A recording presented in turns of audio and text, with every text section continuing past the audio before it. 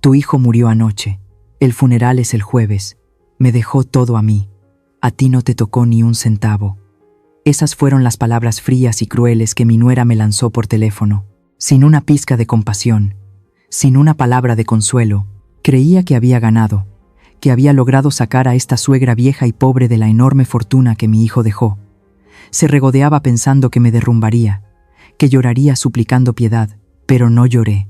Solo respondí con calma una única frase: mi nombre es Margarita. Ahora, déjenme contarles sobre el momento justo antes de que lanzara esa declaración de guerra. Todavía recuerdo esa tarde, el calor bochornoso que envolvía mi vieja sala de estar. Estaba sentada inmóvil en el sillón, con la mirada fija en la foto de mi difunto esposo, bajo la luz parpadeante de las velas del altar a la Virgen. El silencio era tan profundo que podía oír los latidos lentos de mi propio corazón. De repente, sonó el teléfono fijo. Rompió la falsa tranquilidad de esta casa. No me apresuré a contestar. Para alguien como yo, que pasó la mitad de su vida en interrogatorios criminales, la paciencia es el arma suprema. Dejé que sonara 3 veces más, y luego, lentamente, levanté el auricular. «Mamá». La voz del otro lado de la línea sonó, fría y cortante. Era Angelina, mi nuera, sin la más mínima calidez familiar. Su voz siseaba entre sus dientes como el roce de metal contra metal. «Te escucho», respondí con un tono grave, fingiendo deliberadamente el cansancio y la debilidad que ella siempre asumía de esta vieja suegra. Hubo una pausa al otro lado, y luego soltó cada palabra, clara y cruel como una sentencia de muerte ya redactada. «Tu hijo murió anoche. El funeral es el jueves. Me dejó todo a mí.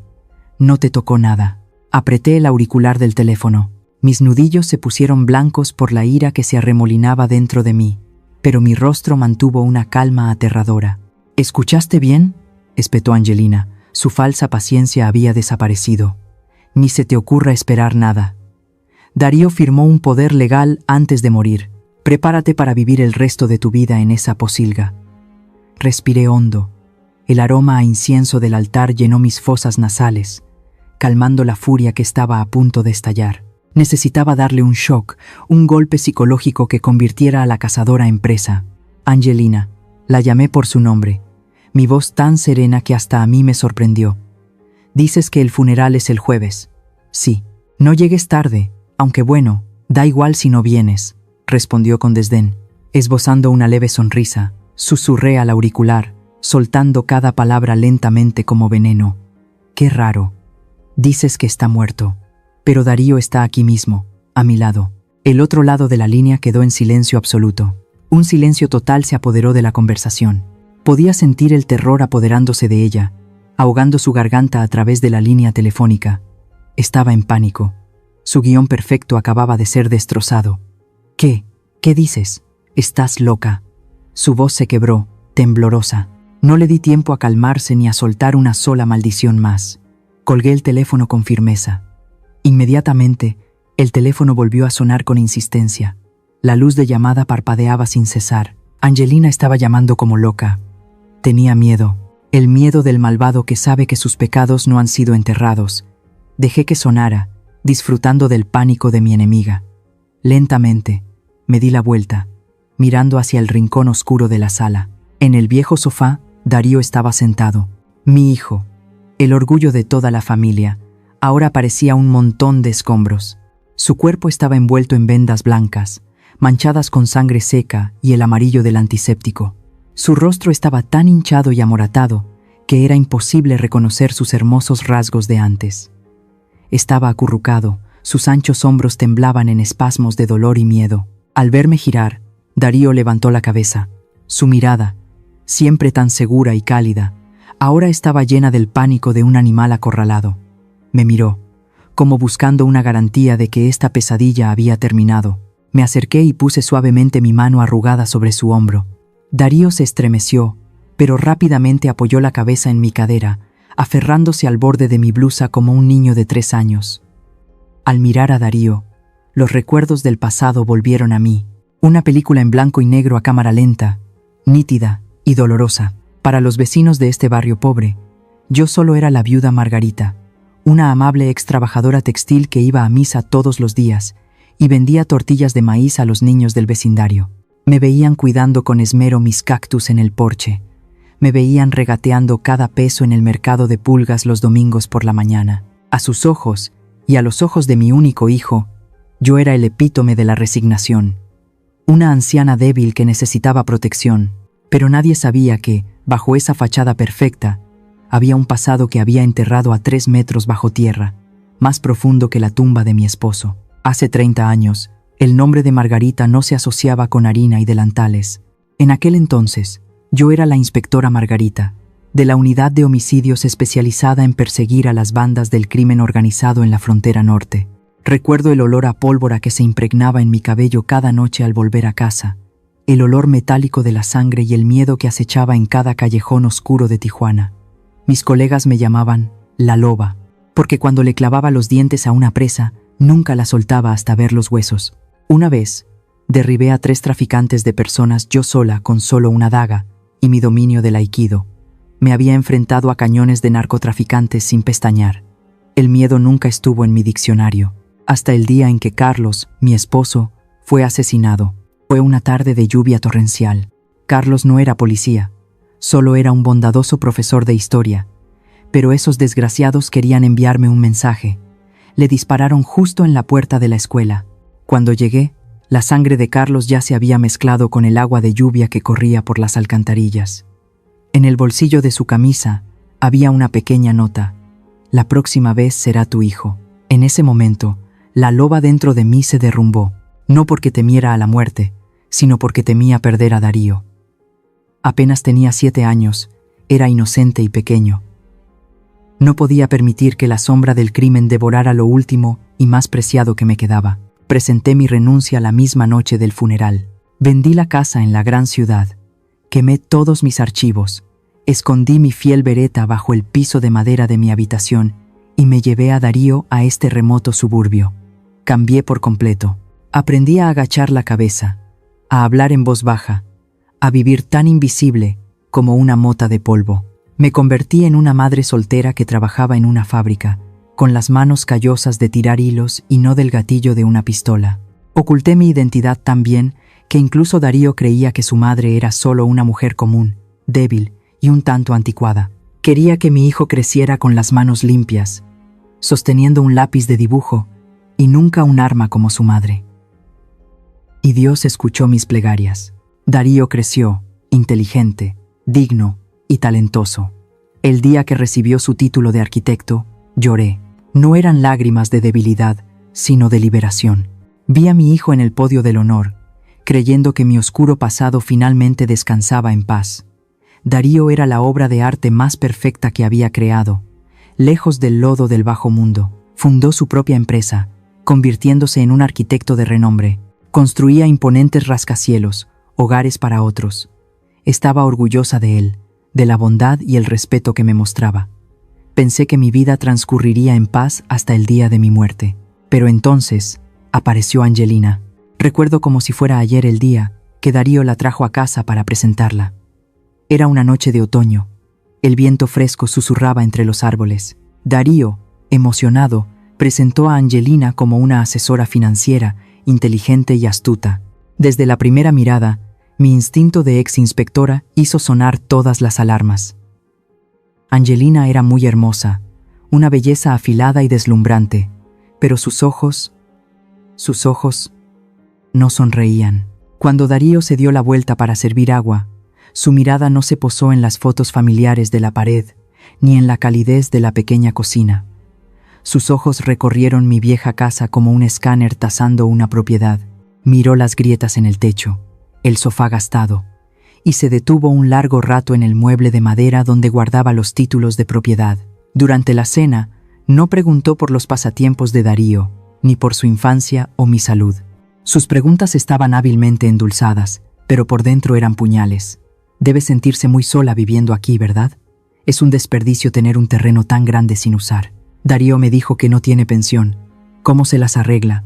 Cuando nos casemos, creo que debería vender este lugar, mudarse a un mini apartamento por conveniencia, y el dinero de la venta Darío podría invertirlo para generar ganancias. Cada una de sus frases giraba en torno al dinero, la tierra y las propiedades. Darío, mi pobre e ingenuo hijo, solo se reía, pensando que era la preocupación práctica de una mujer moderna y organizada. Le servía comida a Angelina, con los ojos llenos de un amor ciego, pero yo era diferente. Vi la codicia retorciéndose en el fondo de sus ojos como una serpiente venenosa. Me había enfrentado a criminales de cuello blanco, a estafadores profesionales, y el olor a cálculo que emanaba de Angelina era tan fuerte que me daba náuseas. Esa noche, después de que Angelina se fue, traté de advertir a Darío. «Mijo», lo llamé por su apodo de la infancia, con la voz llena de preocupación. «¿Realmente conoces bien a esta chica? Siento que le interesa más tu billetera que tú». Darío, que se estaba quitando la corbata, frunció el ceño. La sonrisa en su rostro se desvaneció. «Ahí empiezas otra vez, mamá. Angelina trabaja en finanzas, es práctica, no materialista. No uses tu mentalidad anticuada de otra generación para juzgarla». «No es que sea anticuada, Darío. Vi la forma en que miraba esta casa. No era la mirada de una futura nuera hacia el hogar de su suegra. Era la mirada de una cazadora que ve una buena presa». Darío suspiró. Su voz revelaba decepción y cansancio. «Mamá, sé que me quieres, que quieres protegerme, pero ya tengo 30 años. Sé juzgar a las personas. Angelina me ama, y yo la amo a ella. Por favor, ¿podrías no arruinar mi felicidad con tus sospechas infundadas?» «¿Sospechas infundadas?». Me quedé helada mirando a mi hijo. No sabía que precisamente esas sospechas habían mantenido su vida a salvo durante 30 años. No sabía quién era la madre que tenía delante. Solo veía a una anciana senil, de mente estrecha y llena de prejuicios. Me quedé en silencio. Las palabras se atascaron en mi garganta. No podía decirle la verdad. No podía romper la imagen pacífica que tanto me había costado construir. Así que me tragué mi ansiedad y asentí a regañadientes. «Está bien, Darío. Si confías tanto en ella, respetaré tu decisión». La boda se celebró 6 meses después. Una boda fastuosa, lujosa, exactamente como Angelina la quería. Darío lucía radiante en su traje de novio, riendo y charlando alegremente junto a su hermosa esposa. Los invitados brindaban, y la música de mariachi llenaba el salón. Todos decían que Darío tenía suerte de casarse con una mujer tan guapa y competente. Solo yo, sentada en silencio en la mesa de los padres, veía la sonrisa triunfante de Angelina mientras apretaba la mano de mi hijo. Al intercambiar los anillos, vi que su mirada no se encontró con la de Darío, sino que se deslizó hacia el costoso reloj en su muñeca. Un escalofrío recorrió mi espalda. La loba vieja dentro de mí quería saltar, arrancar esa máscara falsa, gritarle a Darío que despertara, pero no podía hacer nada sin pruebas. Estaba atada por mi propio amor y la promesa de una vida normal para mi hijo. Levanté mi copa de vino. El sabor amargo inundó mi paladar. Brindé por su felicidad, pero por dentro sentía como si estuviera bebiendo un veneno de acción lenta. Después de la boda, el cambio no llegó como una tormenta, sino que se filtró lentamente, como el moho que carcome los cimientos de una pared. Mi casa, que antes resonaba con las risas de Darío cada fin de semana, de repente se volvió inquietantemente silenciosa. Los tradicionales almuerzos de domingo con el aromático mole poblano, con su olor a salsa de chocolate y chiles picantes que ambos solíamos disfrutar, se hicieron cada vez más esporádicos hasta desaparecer por completo. Al principio, las excusas parecían razonables. Mi esposa está cansada. No está acostumbrada a viajar mucho. Estamos ocupados atendiendo a los socios. Esta semana nos vamos de vacaciones a Cancún. Yo asentía, tratando de ser comprensiva. Me decía a mí misma que eran recién casados, que necesitaban su propio espacio, pero luego, las llamadas telefónicas también comenzaron a ser controladas. Cada vez que llamaba al celular de Darío, quien contestaba no era mi hijo, sino siempre Angelina. «Darío se está bañando. Está en una reunión. Ya está dormido. No lo moleste». Su voz siempre era falsamente dulce, pero detrás se escondía una fría prohibición. De vez en cuando, muy rara vez, lograba escuchar la voz de Darío, pero ya no era la voz cálida y enérgica del ambicioso arquitecto. A través de la línea inestable, la voz de mi hijo sonaba cansada, vacía, como un cuerpo sin alma tratando de emitir sílabas sin sentido. «Estoy bien, mamá. No te preocupes. Estoy muy ocupado. Hablamos luego». Solo eso. Cortante, Distante, el instinto de la loba, la vieja loba dentro de mí, comenzó a removerse. Algo no estaba bien. Un hombre recién casado, con una carrera en ascenso, ¿por qué sonaría como un prisionero? ¿Por qué los ahorros que le envié para invertir, las transacciones bancarias cuyos avisos llegaban accidentalmente a mi antigua dirección, mostraban enormes retiros de efectivo en medio de la noche? Pasaron 3 largos meses. La nostalgia por mi hijo y la sospecha me quemaban por dentro más que el sol abrasador del desierto de Sonora. No podía quedarme de brazos cruzados. Un sábado por la tarde, cociné una olla grande de pozole, la sopa de maíz y cerdo que Darío amaba desde niño. La empaqué con cuidado. Tomé 2 autobuses, viajando desde mi humilde suburbio hasta el exclusivo barrio de Lomas, donde vivían mi hijo y su esposa.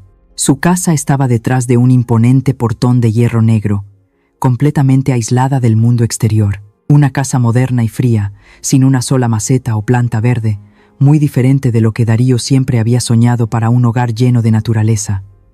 Toqué el timbre. 1 minuto. 2 minutos. Nadie respondió, aunque vi el coche de Darío estacionado en el patio. Toqué de nuevo, manteniendo el dedo presionado por más tiempo. Finalmente, la pesada puerta de roble se entreabrió. Apareció Angelina. Llevaba un costoso vestido de seda y un brillante collar de oro que nunca antes le había visto. Pero su rostro estaba endurecido. Sus ojos muy maquillados me recorrieron de pies a cabeza con un desprecio que no intentaba ocultar. No abrió la puerta por completo, sino que usó su cuerpo para bloquear la entrada, como un perro guardián agresivo. «¿Qué hace aquí?», preguntó, sin siquiera saludar. Contuve mi ira, levanté el recipiente de comida que llevaba en las manos y forcé una sonrisa. Hice pozole. Pensé que a Darío le gustaría. Ha pasado mucho tiempo sin verlos. Angelina torció los labios, mirando el recipiente envuelto en mi vieja tela de cocina como si fuera un montón de basura. Él ya no come esas cosas grasosas. Seguimos una dieta científica. Lléveselo de vuelta. Solo déjame ver a Darío un momento, supliqué, intentando dar un paso adelante. Su voz suena extraña por teléfono. Solo necesito verlo y saber que está bien. Está ocupado, espetó Angelina, empujándome bruscamente en el pecho. El empujón fue tan violento que me tambaleé y casi dejó caer la comida en los escalones de piedra. No invente excusas para venir a pedir dinero. No tenemos la responsabilidad de mantenerla. Su insolencia hizo que la sangre me hirviera. Mi mano, por el reflejo de alguien que practicó artes marciales, se cerró en un puño. Pero me contuve. No podía atacar a mi nuera en la puerta de la casa de mi hijo. Sin embargo, el empujón de Angelina accidentalmente hizo que la puerta detrás de ella se abriera un poco más. Una pequeña rendija, de apenas 20 centímetros, pero suficiente para que los agudos ojos de una ex detective vieran el interior, y lo que vi hizo que mi corazón se detuviera. En la sala, en penumbras, con las cortinas corridas, a pesar de que afuera todavía era de día. Un denso humo de cigarrillo flotaba bajo la pálida luz amarilla. Darío estaba sentado en el sofá. Estaba cabizbajo, con los brazos caídos, con un aspecto demacrado y exhausto, como alguien que acaba de pasar por una larga y grave enfermedad. Su camisa estaba desaliñada y, lo que es peor, parecía tener un moretón de color violáceo en la mejilla. Pero lo que me horrorizó más que la apariencia de mi hijo fue la presencia de la persona sentada a su lado. Un hombre desconocido.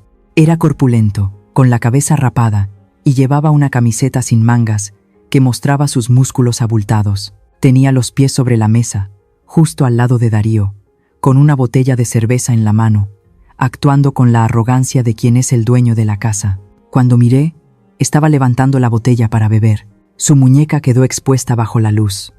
Un tatuaje negro y sinuoso, justo en la cara interna de su muñeca derecha. En un instante, mi memoria fue sacudida violentamente hacia el pasado. Esa imagen la había visto en alguna parte, no en catálogos de arte, sino en polvorientos expedientes criminales, en las sangrientas fotos de escenas del crimen que manejé 20 años atrás.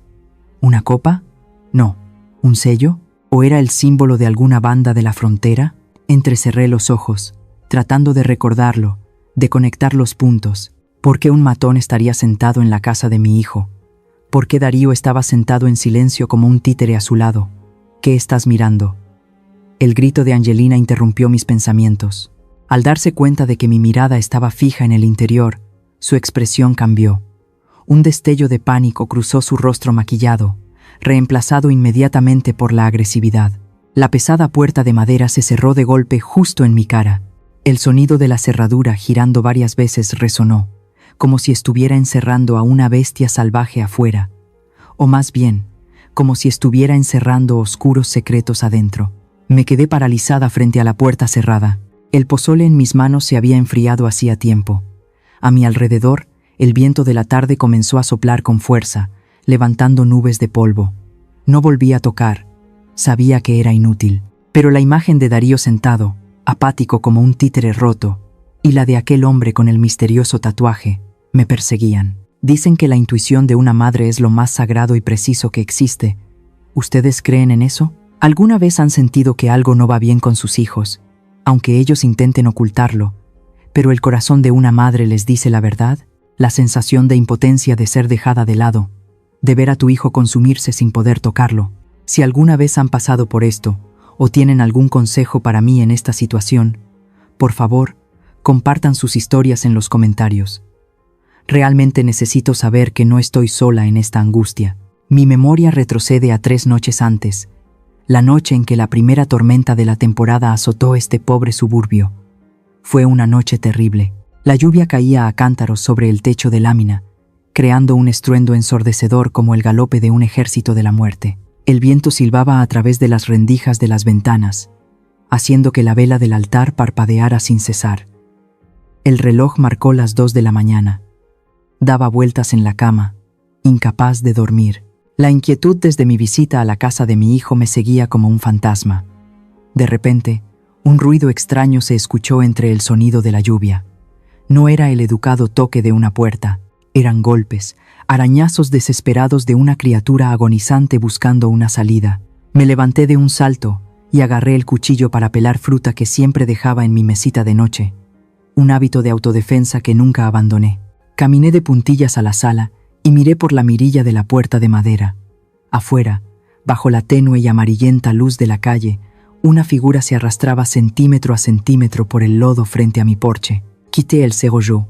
El viento irrumpió con tanta fuerza que casi me derriba, y justo cuando la puerta se abrió, la figura se desplomó sobre mí, pesada y empapada. «Mamá, ayuda». Un susurro débil, pero suficiente para detener mi corazón. Era Darío, pero no era el Darío apuesto que conocía. En mis brazos había una masa de carne blanda, con un olor penetrante a sangre mezclado con barro y agua de alcantarilla. Lo arrastré adentro y cerré la puerta con llave. Bajo la luz blanca de neón de la sala, el estado de mi hijo se reveló en toda su magnitud, tan horrible que tuve que taparme la boca para evitar que un grito de terror escapara de mi garganta. Su rostro estaba completamente desfigurado, los ojos hinchados y amoratados, la nariz rota, la sangre de la frente le cubría todo el cabello. Su camisa blanca estaba hecha jirones, revelando hematomas de un negro azulado a lo largo de sus costillas y espalda. Una de sus piernas parecía dislocada, anormalmente hinchada. Mi instinto maternal quería abrazarlo y llorar desconsoladamente, pero la razón de la loba me dio una bofetada mental para que reaccionara. No podía llevarlo a un hospital público. Esta zona era el antiguo territorio de los enemigos que había enviado a prisión. Si Darío aparecía en urgencias con heridas de tortura como estas, la policía local se involucraría y la noticia se filtraría. Quienes le hicieron esto a mi hijo sabrían que estaba vivo antes de que yo pudiera hacer nada. Corrí al teléfono y marqué un número que sabía de memoria pero que no había usado en 15 años. «Tiago, soy yo, Margarita. Te necesito. Ahora mismo. Trae tu equipo quirúrgico. No hagas preguntas». Tiago era un exmédico militar, a quien le había salvado la vida en un sangriento ajuste de cuentas años atrás. Me debía la vida. Mientras esperaba, le arranqué la ropa empapada a Darío y limpié el barro de su cuerpo con toallas tibias. Cada vez que la toalla tocaba una herida, Darío gemía en su delirio, su cuerpo convulsionaba, mis lágrimas caían en el agua teñida de rojo, pero mis manos se movían rápidamente para detener la hemorragia, entablillando temporalmente la pierna rota con un trozo de madera. Tiago llegó 20 minutos después. No dijo una palabra, solo me miró y se puso a trabajar. Durante las siguientes 4 horas, mi sala se convirtió en un quirófano de campaña. El sonido metálico de los instrumentos, los gemidos de dolor de Darío y la incesante lluvia afuera crearon una sinfonía infernal. A la mañana siguiente, cuando la tormenta había pasado, Darío despertó. Estaba acostado en el sofá, mirando fijamente el techo. Sus ojos sin vida contenían un miedo absoluto. Cuando le di una cucharada de sopa aguada, de repente me agarró la muñeca, temblando violentamente. «Mamá, lo siento». Rompió a llorar, un llanto ronco y quebrado. Y entonces, a través de su relato entrecortado, el velo de un terrible secreto comenzó a levantarse.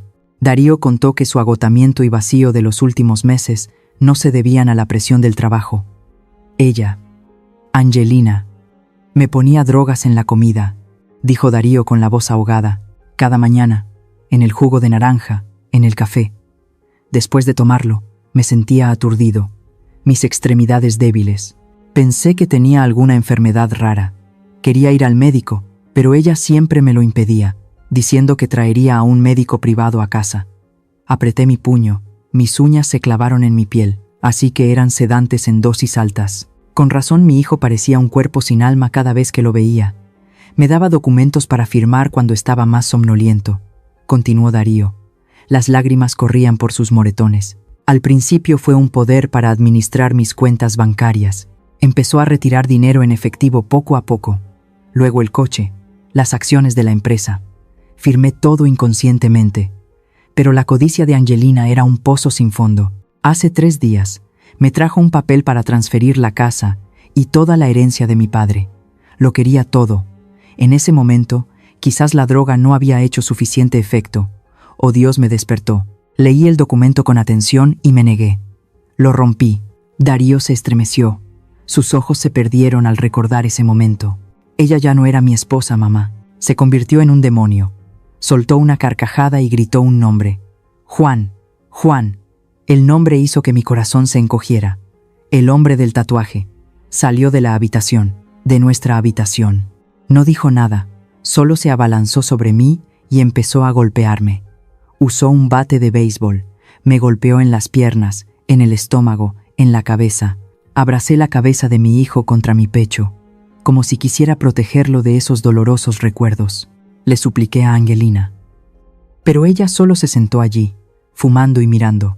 Dijo que si no firmaba el nuevo papel, Juan me golpearía hasta dejarme lisiado. Yo sabía, si no firmaba, moriría. Pero si firmaba, también moriría. No me dejarían salir de allí con vida. Su inteligencia y su instinto de supervivencia finalmente salvaron a mi hijo. Mientras Juan estaba enfrascado en la golpiza, Darío contuvo la respiración, relajó su cuerpo y dejó que su cabeza golpeara el suelo de baldosas, quedando inmóvil. Se hizo el muerto. Me pateó un par de veces. Al ver que no reaccionaba, pensó que estaba muerto. Maldijo y le dijo a Angelina que se le había pasado la mano. Ambos entraron en pánico, no se atrevieron a llevarme a un hospital o llamar a la policía. Esa noche de lluvia torrencial fue su única oportunidad. Juan envolvió a Darío en una lona de plástico, lo arrojó en la parte trasera de una camioneta y lo llevó a un terreno baldío a 3 kilómetros de mi casa. Era un vertedero de escombros de construcción, desolado y lleno de ratas. Me tiró a un pozo de basura y se fue. Pensó que la lluvia borraría todas las huellas. Esperé a que el sonido del motor se alejara y entonces me atreví a moverme. Me arrastré. Simplemente me arrastré bajo la lluvia. Solo pensaba en ti, mamá. Tenía que volver contigo. Después de escuchar la historia, ya no lloré. Las lágrimas se habían secado. En su lugar, un fuego de odio ardía ferozmente, consumiendo mi alma. Miré las heridas en el cuerpo de mi hijo. Cada moretón, cada sutura tosca, era una acusación contundente contra la atrocidad de esas bestias con piel humana. No solo robaron sus bienes, querían robarle la vida y la dignidad. Pisotearon la confianza y el amor de una familia. Darío se había desmayado por el agotamiento después de desahogarse. Lo arropé con una manta y le di un beso suave en la frente. Duerme, hijo mío. Todo ha pasado. No llamé al 911. Tampoco llamé a la comisaría local. En esta ciudad fronteriza donde la línea entre la ley y el crimen es tan delgada como el papel de fumar, sabía en quién podía confiar. Una llamada a un viejo teléfono fijo, otra llamada a una línea directa y encriptada. En menos de 45 minutos, mi pequeña sala se había convertido en un centro de mando de operaciones. El olor a café negro fuerte se mezclaba con el de los cigarrillos baratos y la tensión de hombres armados. El primero en llegar fue Jorge, mi viejo colega, ahora retirado y con una agencia de detectives privados. Jorge seguía igual, taciturno, su espeso bigote canoso cubría la mitad de su rostro curtido. Entró, no dijo una palabra, solo asintió a modo de saludo y colocó silenciosamente sobre la mesa una grabadora profesional y un fajo de fotos tomadas a distancia de la casa de Darío que había conseguido de camino aquí. 10 minutos después, un sedán negro brillante se detuvo bruscamente frente a la puerta. El capitán Ramírez bajó. Aquel joven interno brillante de antaño era ahora el jefe de la Unidad de Investigación Especial del Estado.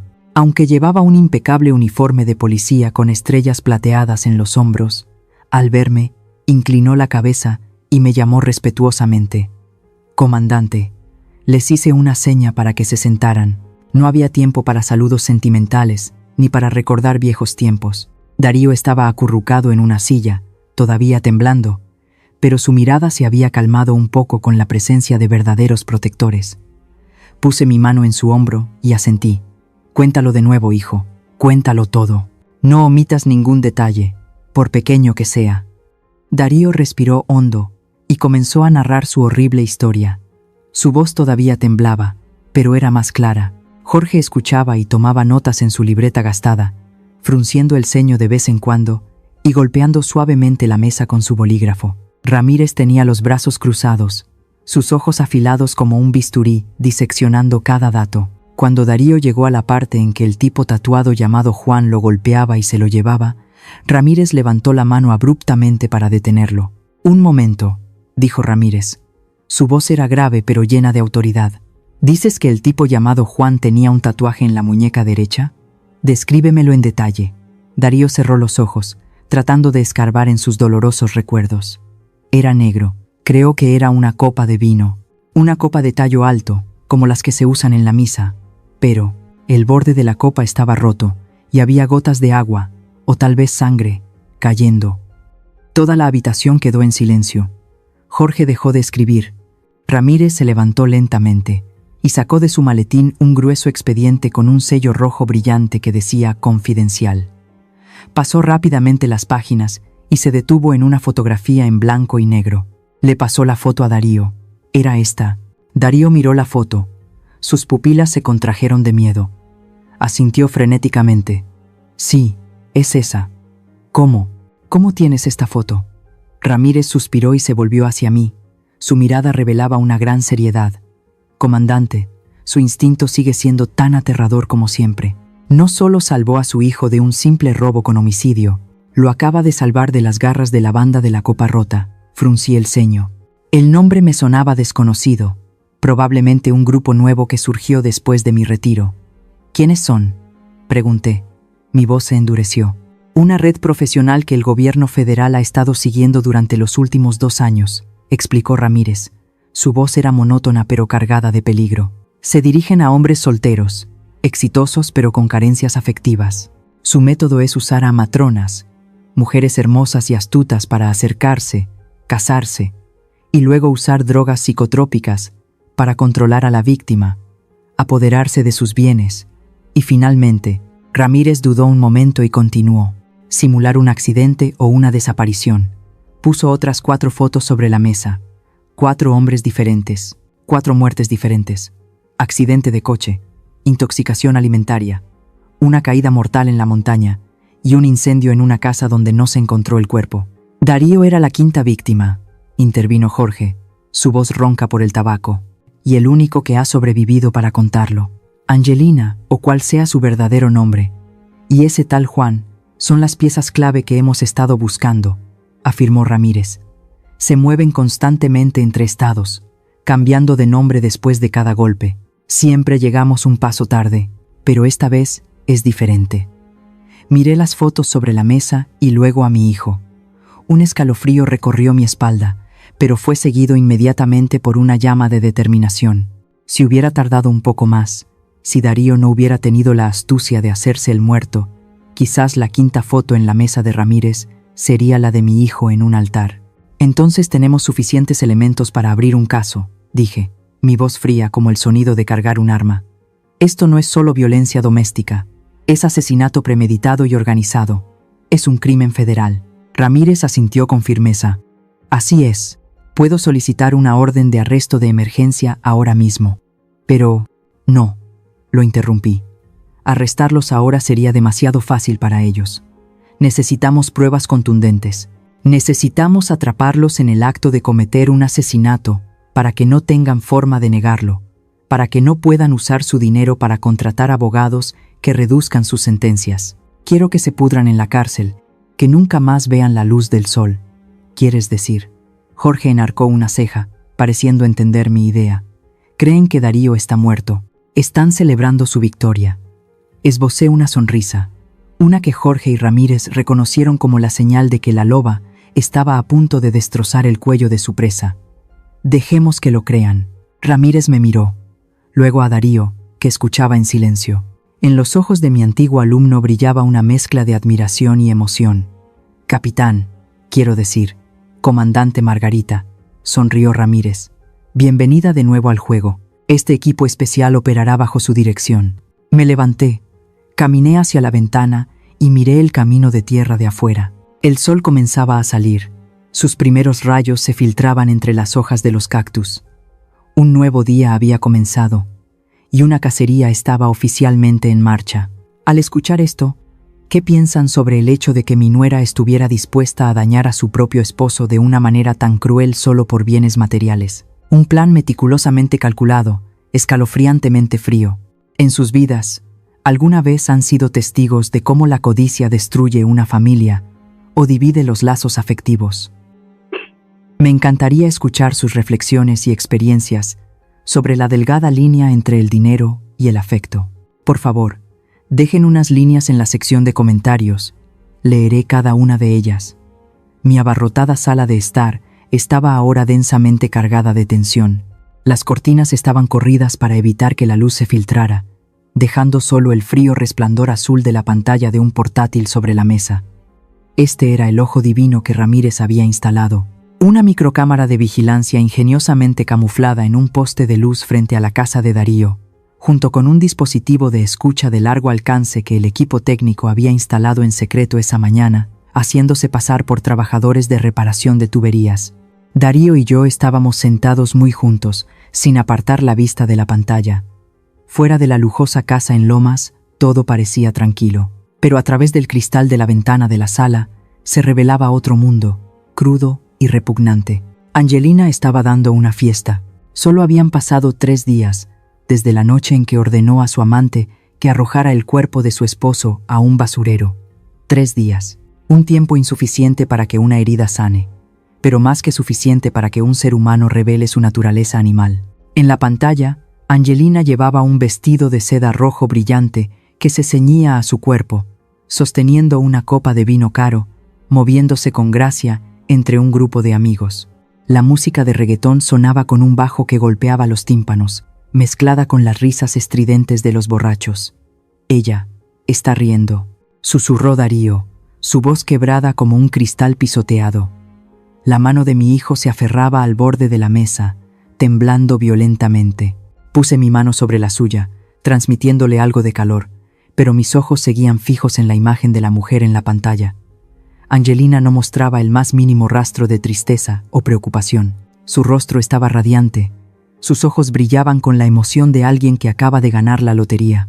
Levantó su copa, brindó con un hombre desconocido y bebió de un trago, el líquido rojo como la sangre.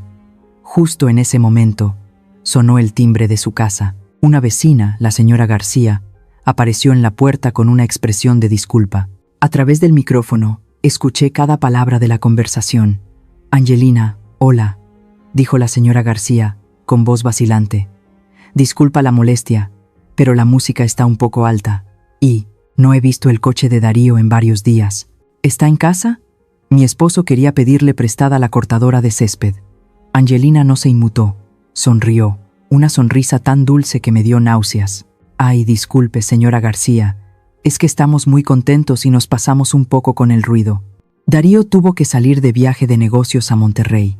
Probablemente no vuelva hasta la próxima semana. Es un proyecto grande, está muy ocupado. Ah, ya veo, asintió la vecina antes de irse. Angelina cerró la puerta de golpe. La sonrisa en su rostro se desvaneció al instante, reemplazada por una mueca de desprecio. Volvió a la sala, murmurando: «Vieja entrometida. Esperen y verán.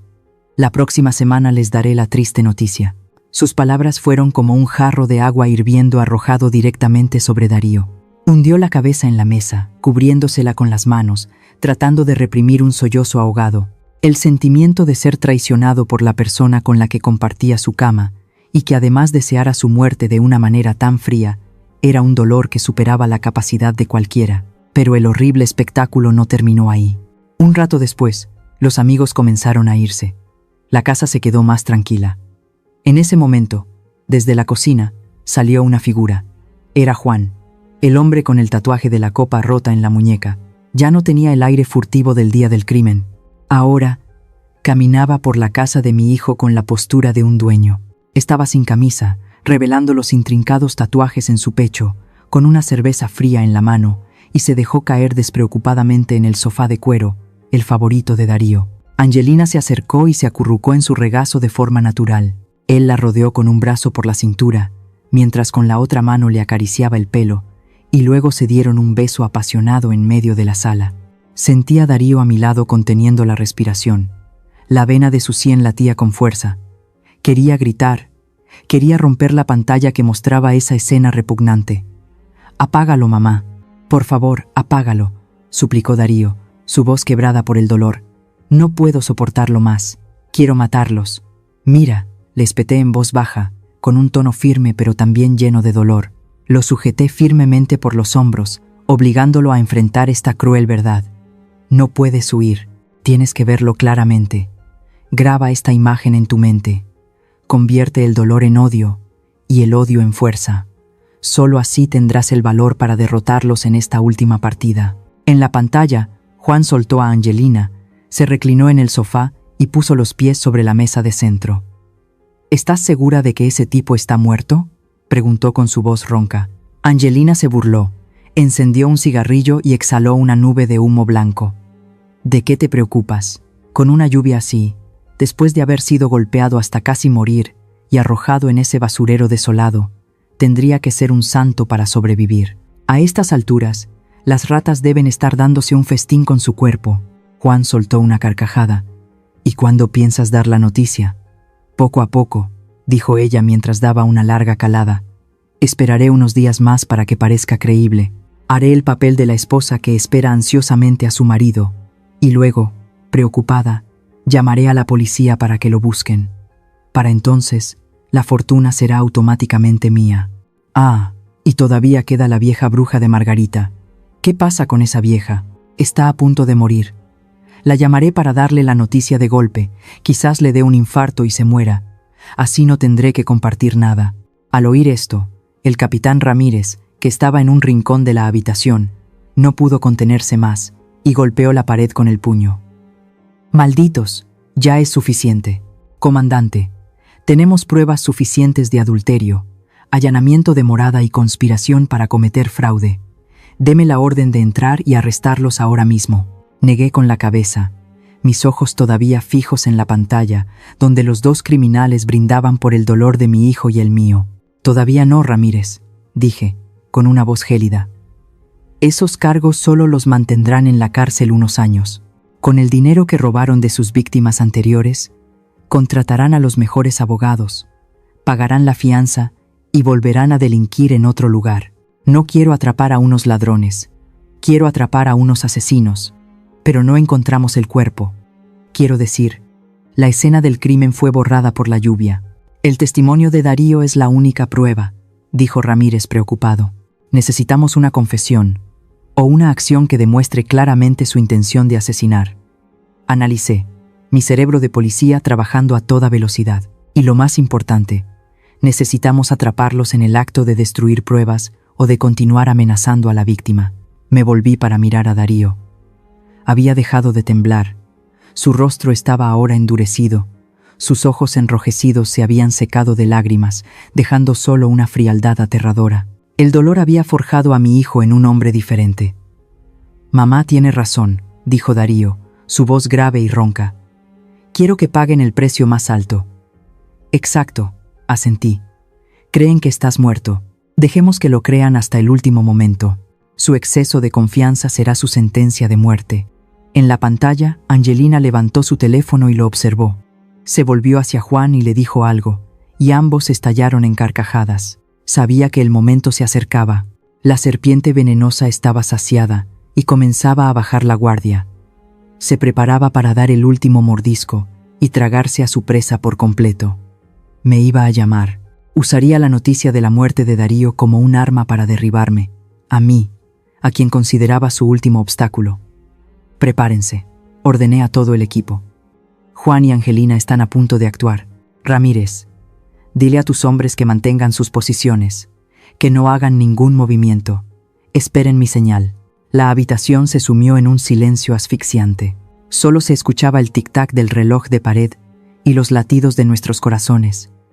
Y entonces, tal como lo había predicho, mi teléfono fijo comenzó a sonar. El sonido agudo del timbre rasgó la noche silenciosa. Miré la pantalla. La persona que llamaba era, sin duda, Angelina. Respiré hondo, ajusté mi voz y me arreglé el pelo. Asentí a Darío y, lentamente, levanté el auricular.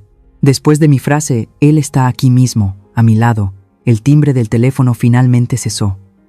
La sala de estar se sumió en un silencio denso y pesado como el plomo. Solo quedaba el silbido del viento nocturno a través de las rendijas de la ventana y la respiración agitada de personas tensas como cuerdas de violín. «Comandante, ¿por qué hizo eso?». La voz sobresaltada del capitán Ramírez rompió la atmósfera sofocante. Salió corriendo del rincón oscuro de la habitación, con el rostro pálido de la conmoción. Miró el teléfono que acababa de colgar y luego a mí, como si me acabara de apuntar a la cabeza y apretar el gatillo. «Acaba de alertar a la serpiente», dijo Ramírez rápidamente. Su voz era apresurada, pero aún mantenía el respeto. Nuestro plan era vigilar en secreto, esperar a que ella cometiera un error. Ahora que le ha dicho que Darío está vivo, destruirá las pruebas, huirá o peor aún, lo negará todo. Hemos perdido toda nuestra ventaja. Con calma, levanté mi taza de té y tomé un pequeño sorbo, aunque ya estaba frío. Miré a mi antiguo alumno, con una mirada fría y decidida. «No, Ramírez, no hemos perdido la ventaja. Al contrario, acabo de darle un motivo para que se suicide». Dejé la taza y me volví para mirar a Darío, acurrucado en la silla, y luego miré directamente a los ojos de Ramírez y Jorge. «Piensa como un criminal, Ramírez. ¿Quién es ella? Una persona codiciosa, cruel, pero también extremadamente paranoica. Durante los últimos 3 días, ha vivido en la euforia de creer que Darío estaba muerto. Esperaba tranquilamente hasta el jueves para montar el teatro del funeral y recibir la herencia. Me levanté y caminé lentamente por la habitación. Mi voz sonaba clara mientras analizaba cada aspecto psicológico del enemigo. Si hubiéramos seguido observando en silencio, no habría hecho nada más ilegal que vivir de fiesta. Y como dijiste, las pruebas actuales solo son suficientes para acusarla de fraude o agresión. Tiene dinero, contratará a buenos abogados y después de unos años en la cárcel saldrá para buscar otra presa. Me detuve frente al altar de mi esposo, viendo cómo la vela ardía con fuerza, pero esa llamada lo cambió todo. Cuando dije, «Darío está aquí mismo, a mi lado», sembré en su cabeza un miedo absoluto. El miedo de que su crimen de asesinato fuera descubierto. El miedo de que el cuerpo que mandó a tirar no desapareciera como esperaba. Ramírez frunció el ceño, pensativo. Parecía que empezaba a entender. Cuando un criminal entra en pánico, ya no piensa con la razón. Actúa por instinto de supervivencia. Continué. Mi voz se endureció. Ahora mismo, en la mente de Angelina, solo hay un pensamiento. Tengo que comprobar si lo que dijo esa vieja es verdad. Señalé hacia la ventana, en dirección al terreno baldío en las afueras. Enviará a alguien a revisar el cuerpo, y cuando no encuentren el cuerpo de Darío allí, entenderán que no mentí. En ese momento, solo les quedará una opción. «Eliminar al testigo», dijo Jorge, con su voz ronca. Mi viejo amigo estaba limpiando su viejo revólver, Sus ojos brillaban con comprensión. Si Darío está vivo y aquí, Angelina se verá obligada a venir a matarlos a ambos antes del amanecer, porque si Darío sobrevive para testificar, ella se enfrentará a una cadena perpetua. Exacto, asentí. No quiero esperar a que la policía la arreste por fraude. Quiero atraparla a ella y a sus cómplices aquí mismo, con las armas en la mano, mientras intentan cometer un asesinato organizado. Es la forma más rápida y segura de enviarlos a la cárcel para siempre. Ramírez se quedó en silencio por un momento, luego sacudió la cabeza ligeramente y sonrió con admiración. Comandante, sigue siendo tan audaz como siempre. Está usando su propia vida y la de su hijo como cebo. No es audacia, Ramírez, es cálculo, respondí. Mis ojos brillaban con determinación. Y confío en tu equipo. Ramírez cambió de actitud de inmediato. Volvió a su comportamiento de comandante de un equipo especial. Sacó su radio y comenzó a dar órdenes con un código breve y conciso. Alfa 1 a Central. Cambiamos al plan B. Repito, plan B. Ratonera. El objetivo ha sido provocado. Todas las unidades a sus posiciones. Francotiradores. Tomen posiciones elevadas en el techo de enfrente. Equipo de asalto. Ocúltense detrás del jardín de cactus y el garaje. Silencio absoluto. Apaguen todas las luces y dispositivos luminosos.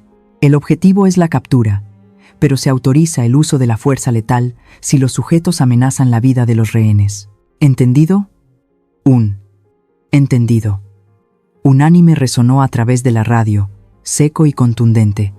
Me volví hacia Darío. Mi hijo seguía allí sentado, con el rostro pálido pero con los ojos llenos de determinación. Entendía que esta noche no era solo una lucha por la supervivencia, sino también una lucha por recuperar su honor y justicia. ¿Tienes miedo, mijo?, le pregunté en voz baja, arreglándole el pelo revuelto. Tengo miedo, mamá, confesó Darío, con la voz temblorosa. Pero confío en ti, y quiero verla con las esposas puestas. Sonreí y lo ayudé a levantarse.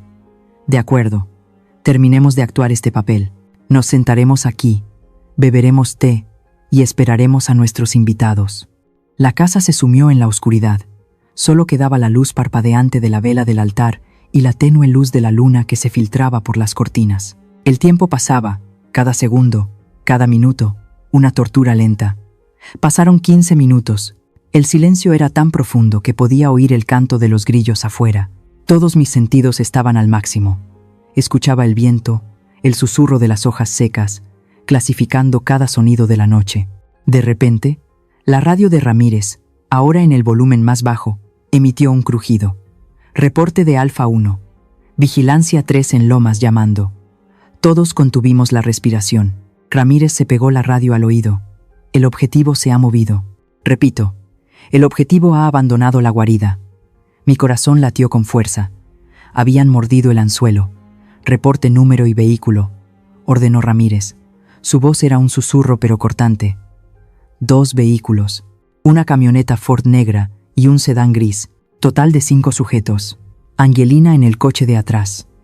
El tal Juan conduce el de adelante. Llevan bolsas largas. Se sospecha que contienen armas de fuego y bates de béisbol.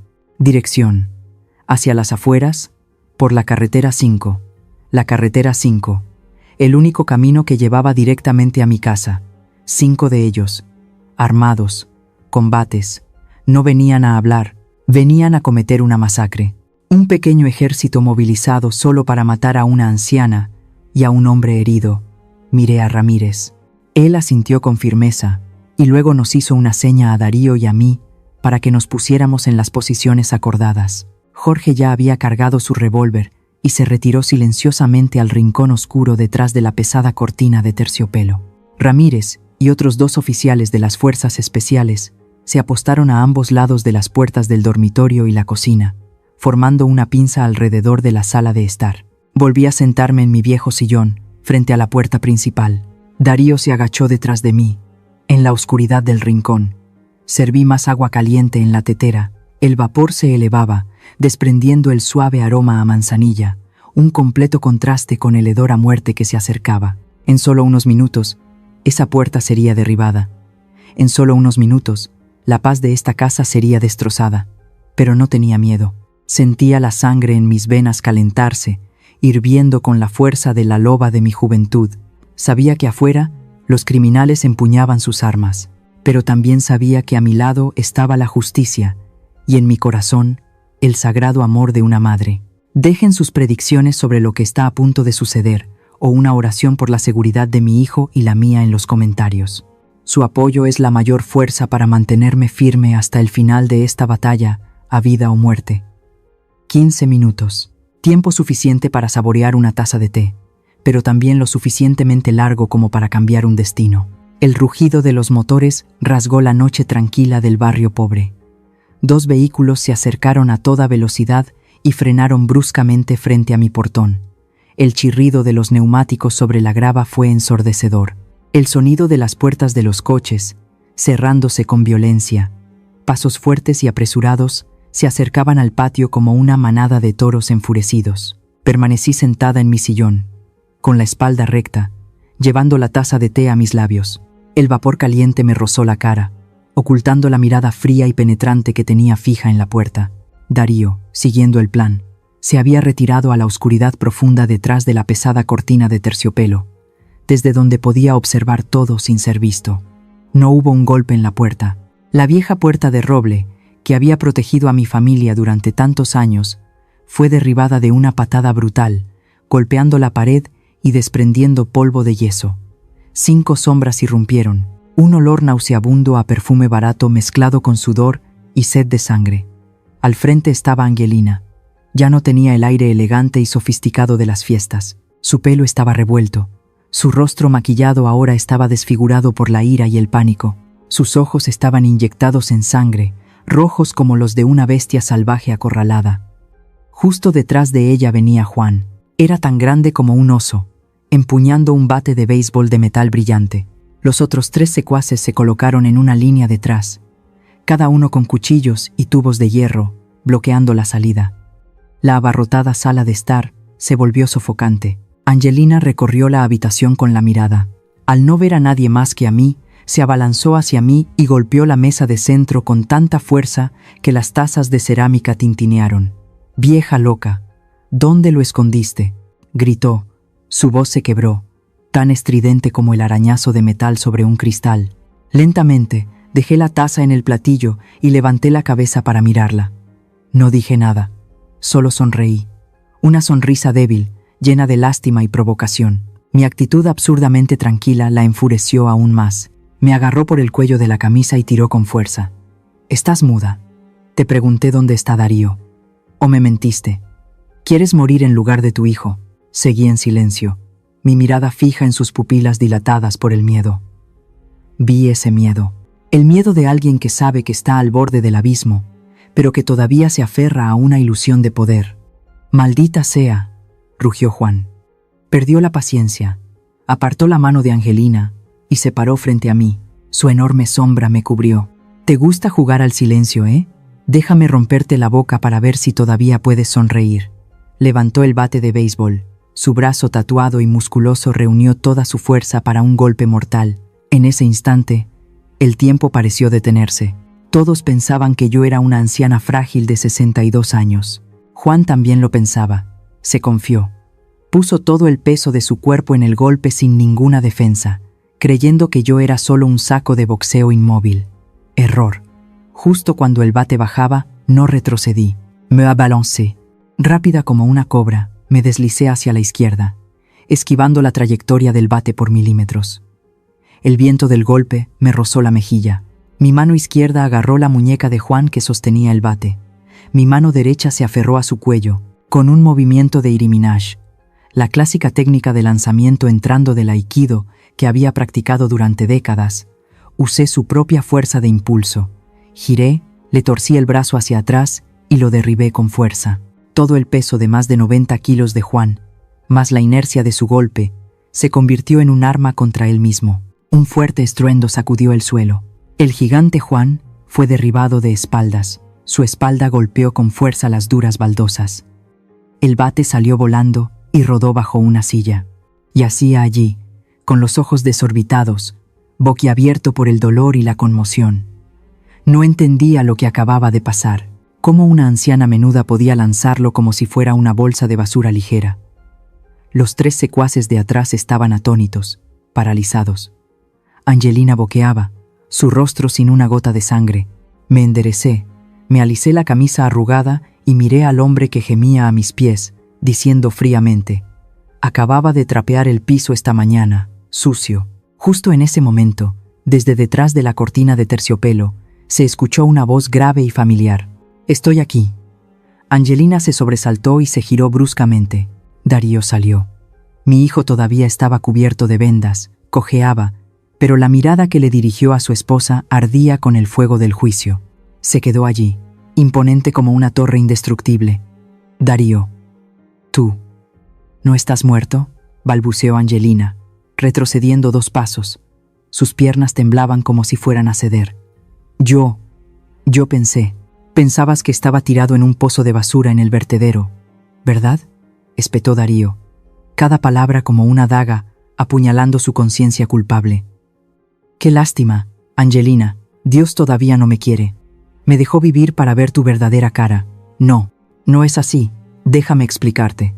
Angelina agitó las manos en pánico. Las lágrimas de cocodrilo comenzaron a brotar, pero la obra había llegado a su fin. «Policía, todos quietos, suelten las armas».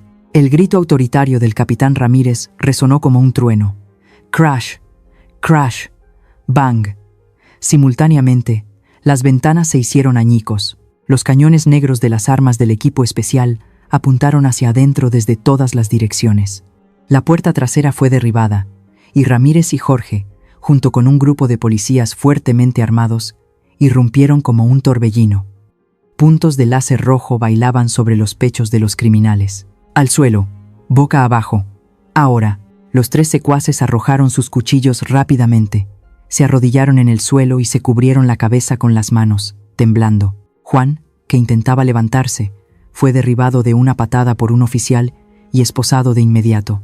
Solo quedaba Angelina. Una bestia acorralada a menudo hace las cosas más estúpidas. En lugar de rendirse, su mano derecha se metió rápidamente en su costoso bolso de Hermès. «Los voy a matar a todos», gritó como loca, sacando una pequeña pistola plateada. Pero yo había anticipado ese movimiento. Estaba más cerca de ella, a menos de 2 metros. Antes de que pudiera apuntar el arma hacia Darío, me abalancé. Un golpe seco en su muñeca hizo que la pistola saliera volando, seguido de una llave para torcerle el brazo hacia atrás, bloqueando su hombro. La estrellé contra la mesa de centro. «¡Ah! Duele. Suéltame», gritaba Angelina, luchando en vano bajo mi brazo, que era tan fuerte como el acero. Su hermoso rostro fue presionado contra la mesa de madera, grotescamente distorsionado. El maquillaje se corrió, mezclado con lágrimas y mocos. «¿Quién eres?», siseó entre dientes, mirándome con los ojos desorbitados. «Tú no eres una vieja campesina. ¿Quién eres?». Toda la habitación quedó en silencio. Solo se oía la respiración jadeante de Angelina. Me acerqué a su oído y le susurré con la voz de la loba de antaño, fría y autoritaria: «Soy la madre de Darío, pero para gente como tú, soy la inspectora Margarita, y el AMPA de esta frontera solía llamarme la loba». Los ojos de Angelina se abrieron de par en par, sus pupilas se dilataron de puro terror. El nombre de la loba era una leyenda que había aterrorizado al bajo mundo durante una época, y ahora se daba cuenta de que se había metido en la guarida de esa misma leyenda. Su cuerpo se relajó y se rindió. Su arrogancia y agresividad desaparecieron por completo, dejando solo la desesperación de una perdedora. Ramírez se acercó, sacó las esposas de su cinturón y las cerró fríamente en las muñecas de Angelina.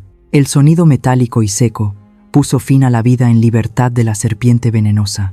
Angelina Morales queda arrestada por conspiración para cometer asesinato, allanamiento de morada y fraude. Tiene derecho a permanecer en silencio. La policía sacó a los criminales a los vehículos. Las luces intermitentes azules y rojas de las patrullas iluminaron la esquina del pobre vecindario. Los vecinos ya habían salido a la calle. Rostros curiosos, asustados y sorprendidos, señalaban y murmuraban al ver a la elegante nuera ser llevada esposada, con el pelo revuelto, y se sorprendieron aún más al ver a la amable señora Margarita parada en su puerta, con un aire de dignidad y poder, junto a su hijo herido pero vivo. La señora García, la vecina, me miró boquiabierta. Dios mío, Margarita, ¿tú acabas de derribar a ese gigante? Solo sonreí levemente, le asentí y me volví para abrazar a Darío. Se acabó, hijo, ganamos. Darío me abrazó con fuerza, apoyando la cabeza en mi hombro. En mis brazos, ese hombre adulto volvió a ser el niño pequeño de antes, protegido por su madre de todas las tormentas de la vida. Afuera, las sirenas de la policía aullaban, llevando a los malhechores al lugar al que pertenecían. Mientras tanto, dentro de esta pequeña casa, la tormenta había pasado, dando paso a una paz que realmente comenzaba a regresar. Los días que siguieron a aquella noche fatídica, la vida de mi hijo y la mía ya no giraba en torno a tazas de té o las pequeñas preocupaciones cotidianas. En su lugar, se llenaron de intensas sesiones de trabajo en la sede de la Policía Estatal y en la Fiscalía. El ambiente aquí siempre era frío, con un fuerte olor a desinfectante y el monótono tecleo de las máquinas de escribir.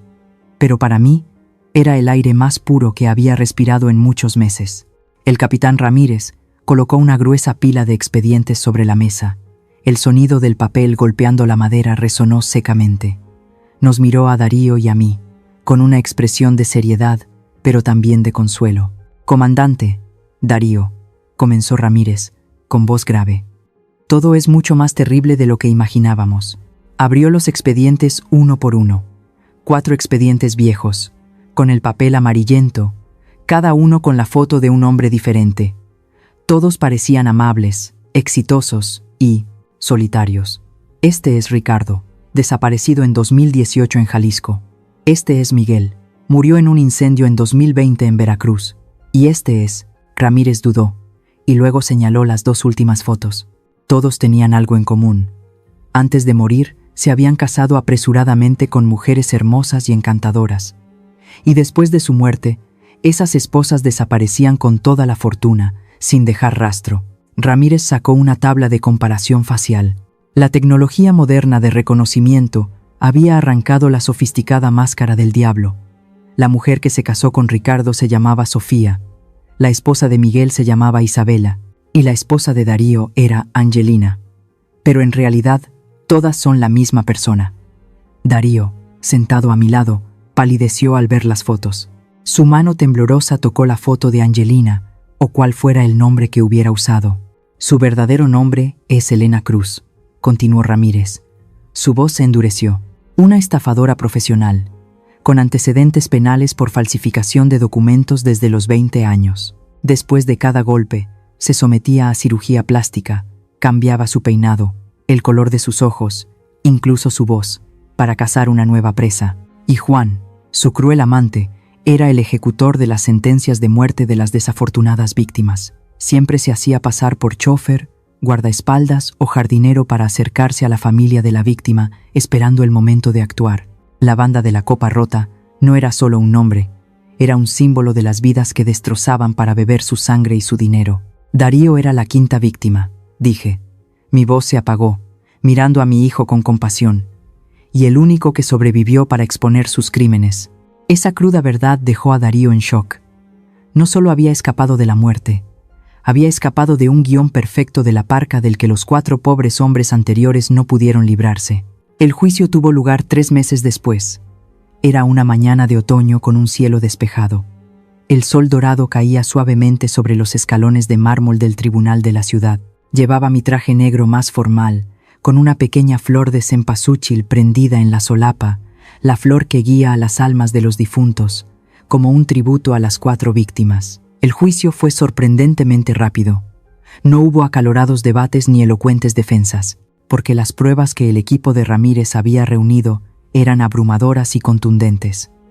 El video de ellos irrumpiendo en mi casa, el arma con las huellas dactilares de Angelina, la confesión de Juan, que se derrumbó por completo y lo contó todo con la esperanza de una sentencia reducida, y lo más importante, la presencia física de Darío en el estrado de los testigos.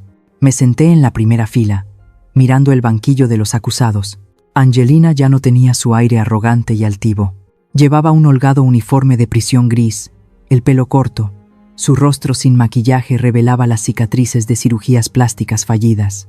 Mantenía la cabeza gacha, sin atreverse a mirar a los ojos a Darío, ni a las fotos de las otras víctimas que sus familiares habían traído al tribunal. Juan estaba sentado a su lado, silencioso e inmóvil como una roca sin alma.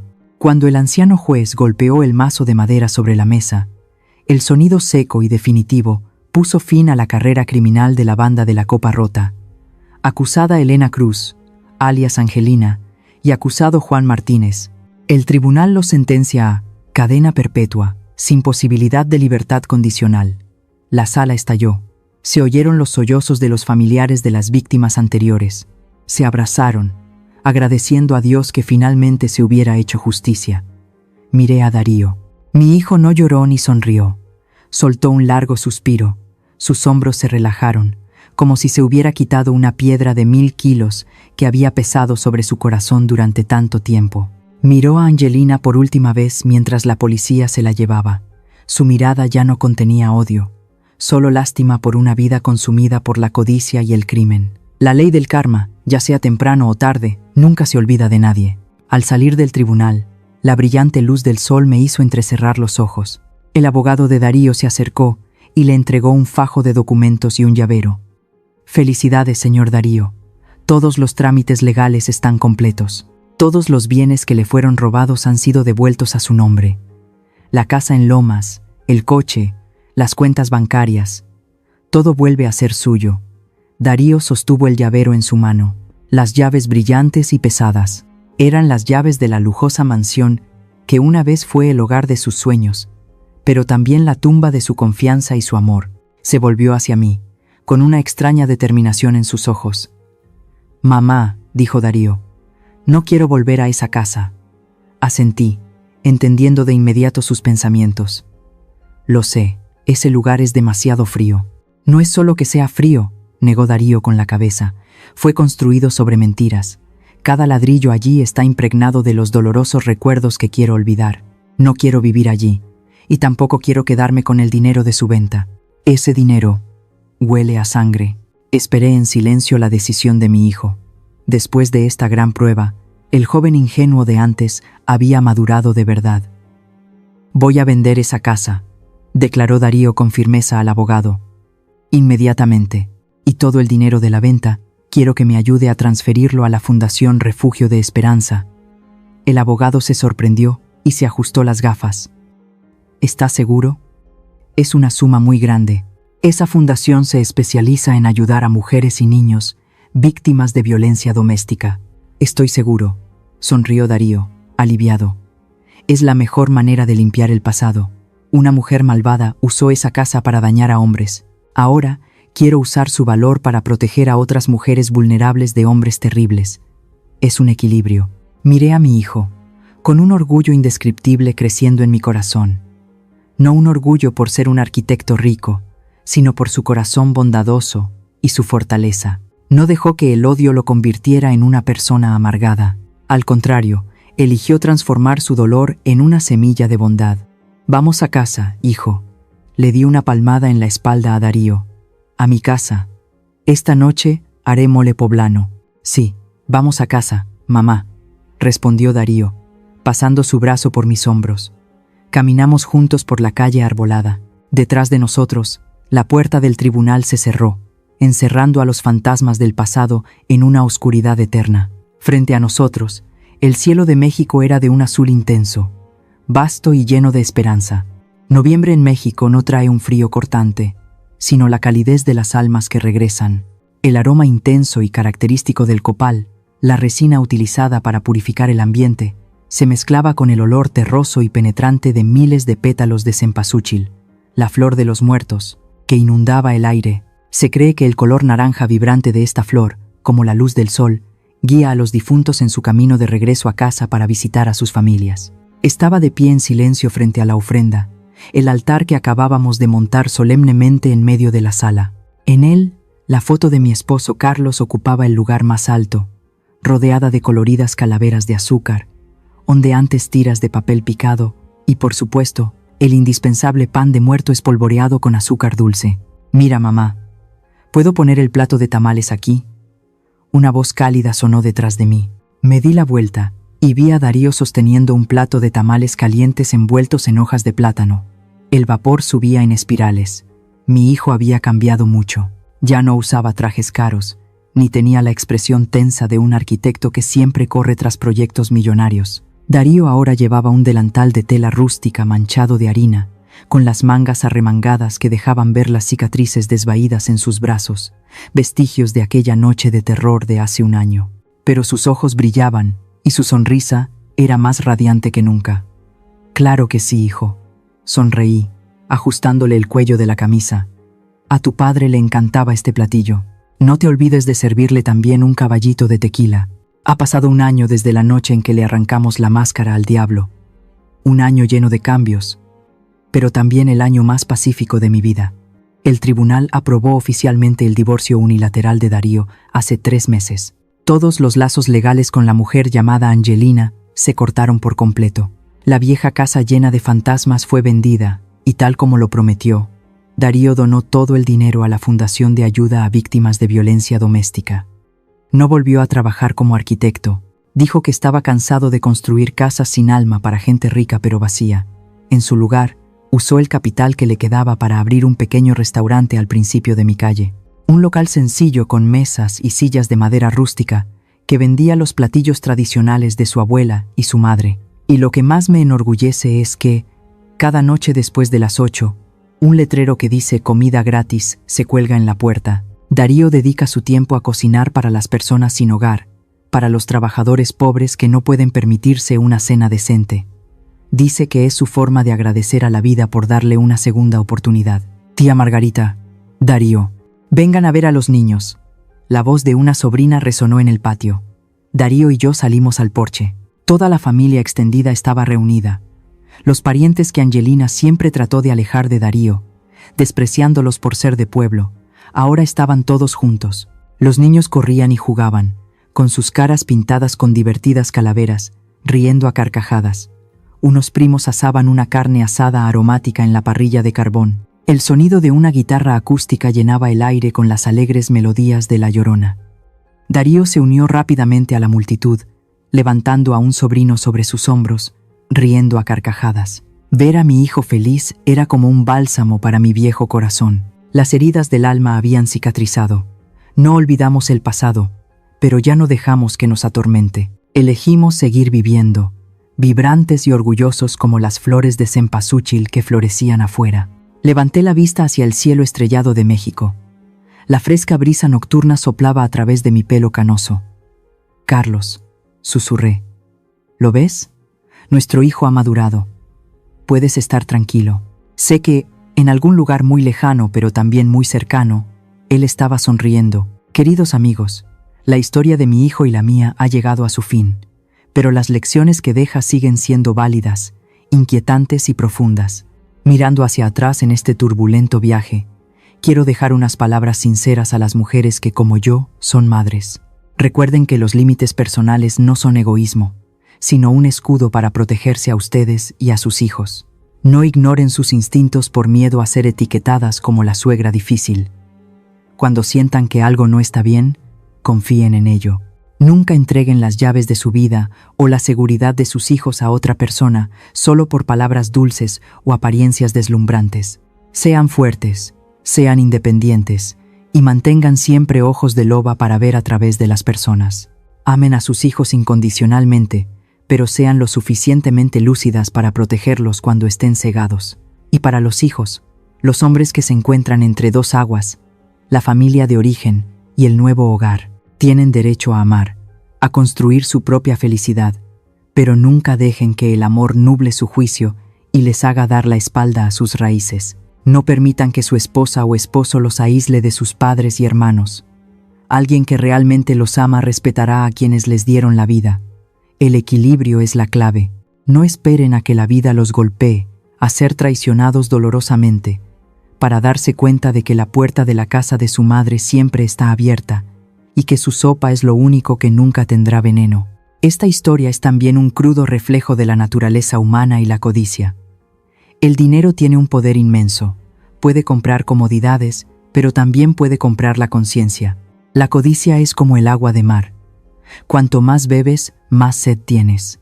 Personas como Angelina, que persiguen valores materiales efímeros y están dispuestas a pisotear el amor conyugal y la vida humana, al final solo reciben 4 frías paredes de una celda.